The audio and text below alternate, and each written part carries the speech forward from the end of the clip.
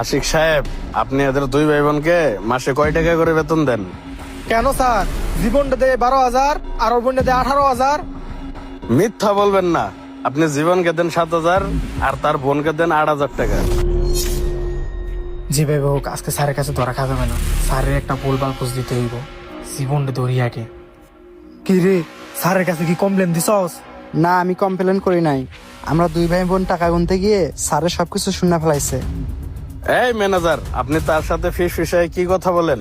ধরা খাই গেলাম নাকি? স্যার, ওরা দুই ভাই বোনে আমার থেকে 2 লক্ষ টাকা উগ্রিম নিছে।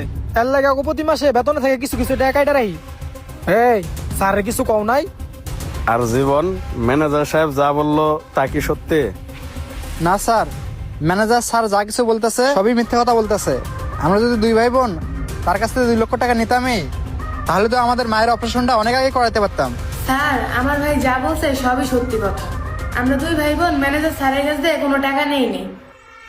ম্যানেজার সাহেব, আপনি কিভাবে তাদের সাথে 2 নাম্বার এটা করলেন? স্যার, আপনি এগুলো কি বলতেছেন? আমি এদের সাথে কোনো 2 নাম্বারই করি নাই। আমি যখন তাদেরকে চাকরি দিছি, তাদেরকে বইলাই চাকরি দিছি।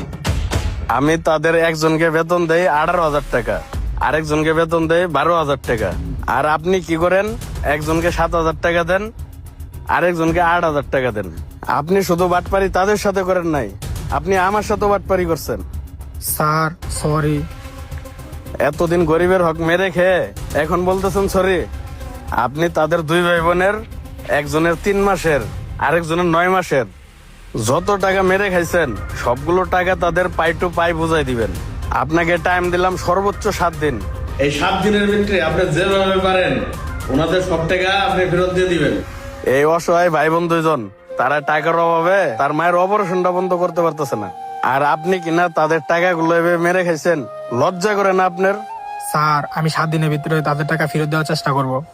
হ্যাঁ ঠিক আছে, আপনি তাদের 7 দিনের ভিতরে টাকাগুলো পরিশোধ করে দিবেন।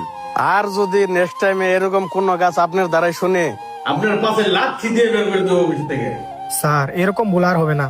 যাক, পয়সা গেলাম, চাকরিটা তো হারাইলাম না। আর জীবন, এই টাকাগুলো রাখো।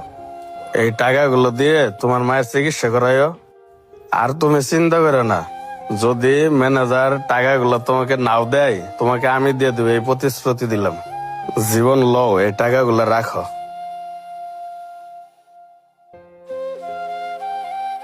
আচ্ছা ঠিক আছে স্যার, তাহলে আমরা এখন আসি। আসসালামু আলাইকুম। বোন চল আমরা যাই। তো বন্ধুরা, ভিডিওটি দেখে কে কি বুঝলেন অবশ্যই কমেন্টের মাধ্যমে জানিয়ে যাবেন। ভালো লাগলে শেয়ার করে অন্যদেরকেও দেখার সুযোগ করে দেবেন। ধন্যবাদ সকলকে।